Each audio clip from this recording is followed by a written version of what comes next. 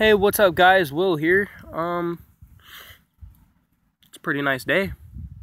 Yeah, pretty nice. I'm in the shade, sweating like a waterfall. Yeah. And this counts as a nice day. Say that this isn't even a hot day. Well, what today I'm gonna be, explaining on how to become, ghost hunterish kind of person. You have to have a lot of things. There's many steps on how to become a ghost hunter, how to research, how to make and look over evidence of the ghosts, and you have to be patient. There's a lot of things that you got to do, and right now I found a website that I showed that's showing right now on the video. It's not the best website to find, but it's better than nothing. It's on wikihow.com/b-a-ghost-hunter, which I'm showing right now. You just look that up. I'll put it in the link to this video. I'll put it in the description. You can go to it. But it's pretty simple. I'll just read out this first paragraph really quick, and then I'll tell you, my point of view on it. Okay, so how to be a ghost hunter. If you are interested in the paranormal or supernatural, you may be thinking about expanding your interest into a hobby by becoming a ghost hunter. Read on to learn some basic steps and tips along with what and why you need it. It's sure to help you explore the highly controversial hobby. I don't see ghost hunting as a hobby. I see it as more of, an adventure. Going on adventures, and, I see it more of as a job. A job to find out, what the paranormal world is, the void. That's what I call it, the void in between the real world and the dead world, which most people know as heaven and hell. So here's the first step on. This is what the website says, and then I'll tell you, what I think you should do. Okay, so try to find partners. You would want to get some backup with equipment while having an extra eyewitness account or accounts if anything supernatural occurs. Okay, now my first step is you should, want. Yeah, you want to do it. You got to make sure you want to be able to be a ghost hunter. If you don't want to be a ghost hunter, then I highly suggest you not do it. It's just, even if someone is pressuring you into doing it, don't do it. You'll probably get scared easily. You'll probably freak out. You could, get impatient. You could get tired, because most of the things that you do as a ghost hunter is at night. You see, and as myself, it's day right now. It's hot as fuck outside, but, I'm awake. I can't go back to sleep yet. I'm not tired, because I stay up at night, and I study demonology right now.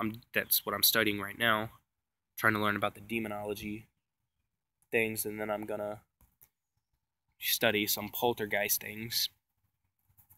Right now, paranormal has been in my life for 13 years. I'm 16. I live in Virginia. I'm from North Carolina, Kinston, North Carolina. Somebody from North Carolina watching this right now, go North Carolina. Yeah, but my first step is, make sure you want to be a ghost hunter. Make sure you want to be a hunter. If you don't, just don't do it. Alright, second on here is obtain basic ghost hunter equipment, hunting equipment, and such as a camera is a piece of equipment that most ghost hunters start. A 5-megapixel camera is a good one to have. Mine is a 1080. Mine actually is an 8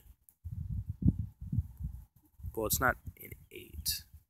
Mine's a 7 megapixel camera. It gets pretty good activity, but it's not better than an 8 because it's a 7. You kind of get that. Okay, a good digital recorder. Digital recorders are used for EVP sessions. You'll sit down in a pretty quiet area and you just turn on the recorder, ask questions, leave some space in between questions to hear an answer. Ask things that you think the dead might want to answer. Don't ask anything it doesn't want to answer, or you won't get any type of EVP at all. And as you can see, it says Olympus, Sony, and RCA range in the price from $30 to the hundreds of dollars. And the best recorder that I have right now is a Sony one. I've never tried Olympus, but an RCA. I've kind of figured Sony was better than RCA. It might be a little bit less better, but they're about the same. Never tried Olympus, so yeah. With this recorder, if you put it on your computer, you can enhance the sound. You can lessen what you're hearing as yourself, and you can enhance other frequencies so that you can hear what's being said if there's an answer. Okay, so next one is, not everything in the ghost hunter's arsenal is high-tech or requires batteries. Yeah, exactly. A simple pen and paper are just as important as any investigation. If you don't have, maybe a phone to keep memos on, take a pencil, pen, a notebook, piece of paper, head in there, whatever happens, write it down. Exactly what happened, write it down. If something did happen, I'd say go outside. If you hear voices, look around outside, look around inside, make sure nobody's in there. Make sure there's nobody outside of a window that's contaminating whatever your EVP is trying to pick up. And try not to whisper, talk as loud as you can so that ghosts or paranormal in the house all around can hear the question, and then be as quiet as you can so that if something does come through, you're not contaminating in it. Visual evidence, if you get a really good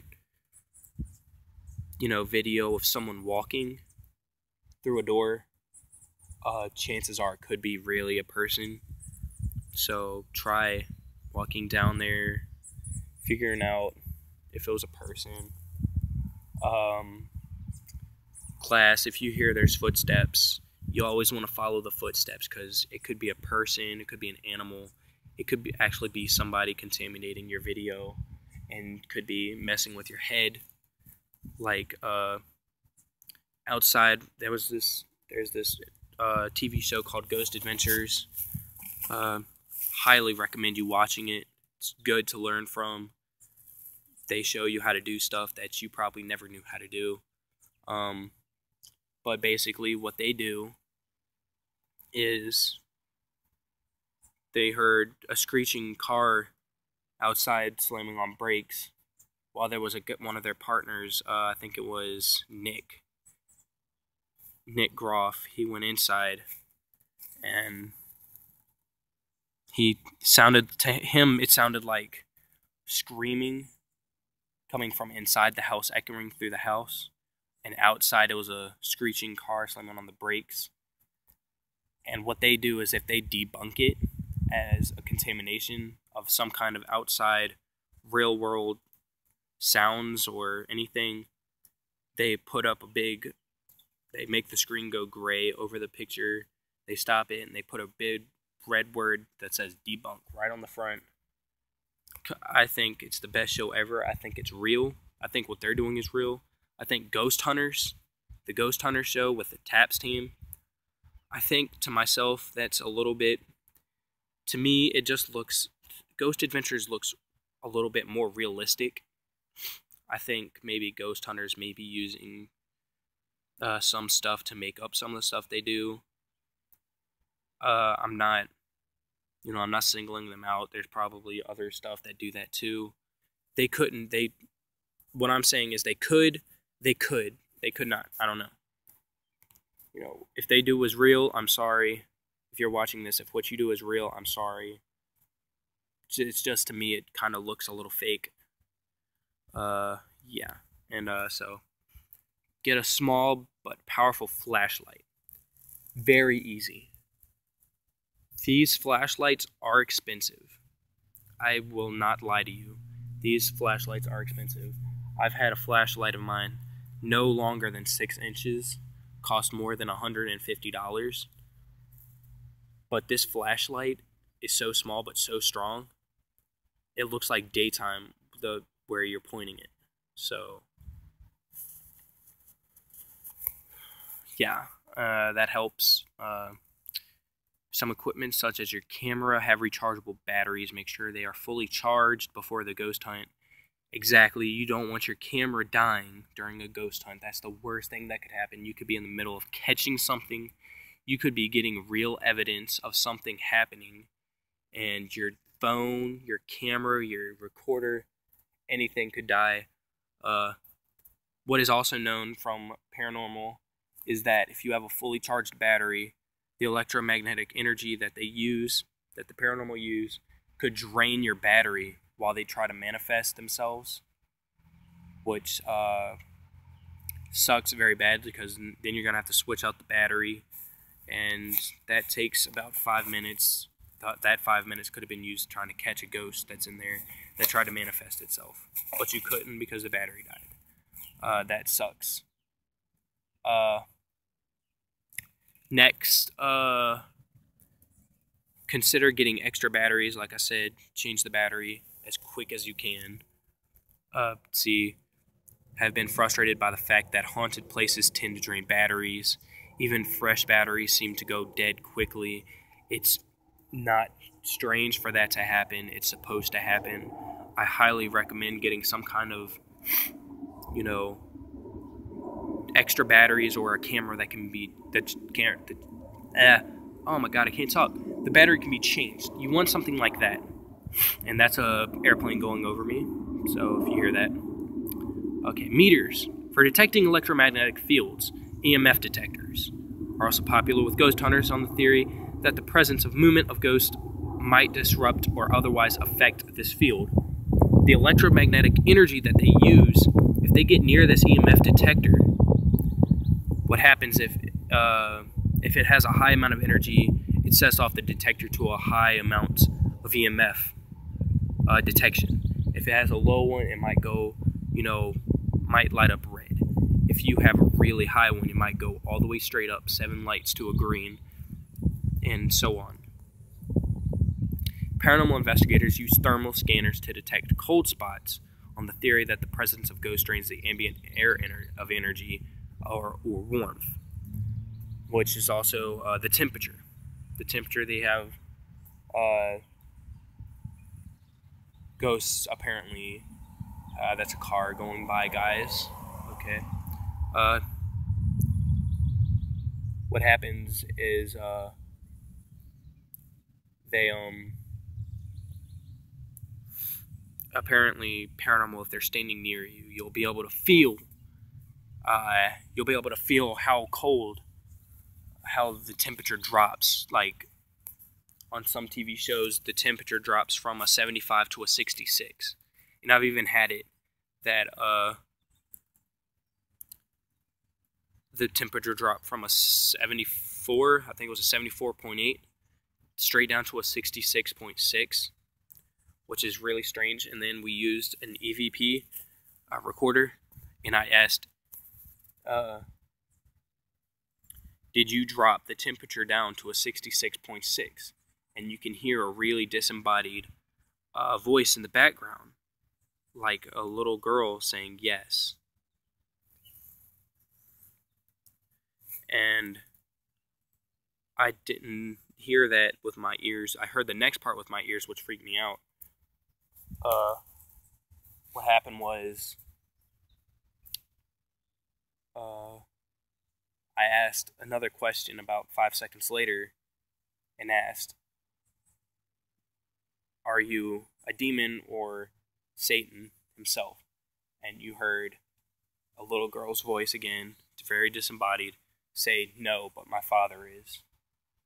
And that kind of freaked me out. I'm getting the shivers right now talking about it. It's very strange. Paranormal investigators use thermal scanners. Okay, I just read that.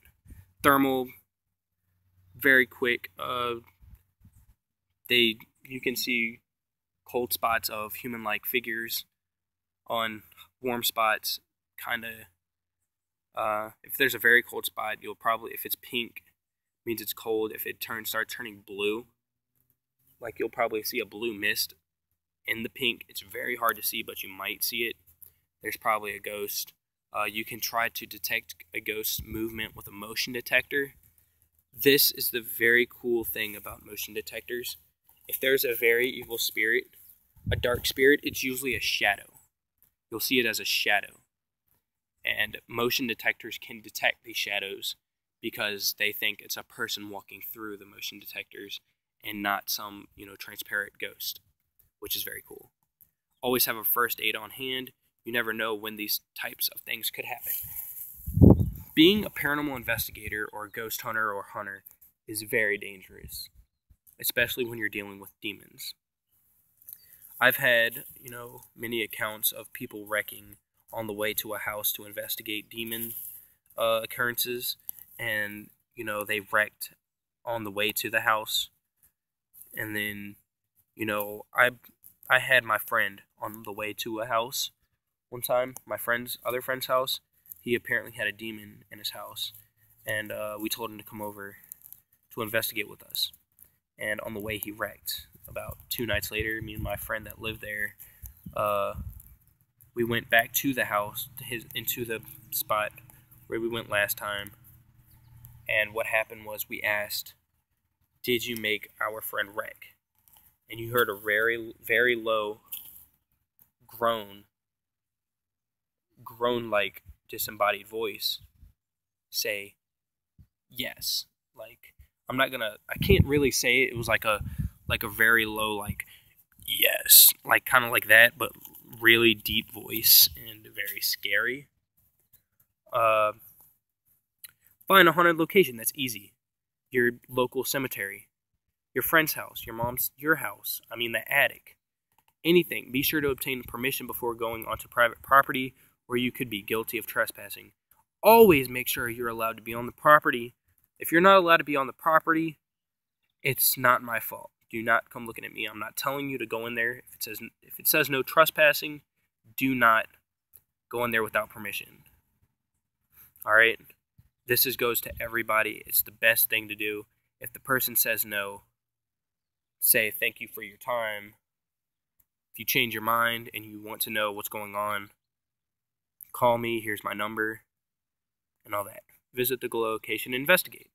You may wish to take pictures, make recordings, or take notes about anything unusual. Try to find out as much about wherever location you go to as possible, because this will help identify anyone if a face, body, or both appears in a picture or pictures. Maybe it'll help to identify someone's voice even if caught on an EVP recorder. If you go to the cemetery, stand in front of someone's grave, ask a couple questions. I'm talking to the spirit of, the name, and then ask some questions, ask some intelligent questions like, am I speaking with grave name? And if you hear somebody say yes, later, ask some other questions before later then, after you say, am I talking to this person? How did you die? Did you get killed? Did you get murdered? Did you die of a heart attack? Pneumonia? Smallpox? Anything. Another way to know is that usually ghosts can't answer the question through the void until could be years later. I was talking and I said, do you turn this light on? Did you turn this light on last night? And then I started asking a bunch of other questions that had nothing to do with the light. About 10 minutes later, all you hear on the recorder is light goes on. And I was like, whoa, I just asked that question about 10 minutes ago. And, you know, they don't exactly answer right away, but when they do answer, make sure you're ready for it. Okay, compare notes about your experiences with your partners. All right, see what they saw, see what they heard, hear what they heard. If you heard the same thing, maybe it's a ghost, maybe not. You never know. So far, this recording is 20 minutes, almost 21 minutes. Yeah, that's about it for this website. What I also suggest is, you know, researching on how to be a ghost hunter, how to do stuff. If you like this video, please like it. Press that like button. Subscribe, comment on what you want to know next. If you actually want to see me ghost hunting, I will start making some ghost hunting videos, some compilation videos on my channel. This is my channel. The name is Blood Brother. It was supposed to be a gaming channel from my brother, but he gave it to me. So instead of making a new one, I'm just going to use this one. Later, I might actually make a channel about ghost hunting. But yeah, hit that like button, hit that subscribe button, guys. If you liked what you saw, comment what you want next. If you want to see me ghost hunting, I'll go to my local cemetery. Right here where I live on a battlefield of the Civil War. I'll do it right here at my house. You just gotta hit that like button, comment what you want, and subscribe. Guys, that's as easy as that. It's the easiest thing you could do ever. I'll even, I have Clash of Clans. I can do other videos. I don't have to do ghost hunting videos. I can do phone game videos. I can do PS3 videos. Anything you guys want. All you got to do is like, comment, and subscribe. That's all you got to do. It's easy as that. I might even add some people from YouTube that subscribed. Have a contest, and I'll have some people, come down here, ghost hunt with me. Maybe we can play some Call of Duty on PS3 and make a YouTube video together. But yeah, guys, all I need you to do is hit that like button, hit that subscribe button, and comment what you want. So I'll have this in the description of the video when I post it, which is going to be now. So like, comment, subscribe. That's all you got to do, guys. And I'm going to let y'all watch me copy this. And now, there you go. Alright.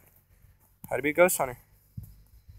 I will see you guys later. See ya.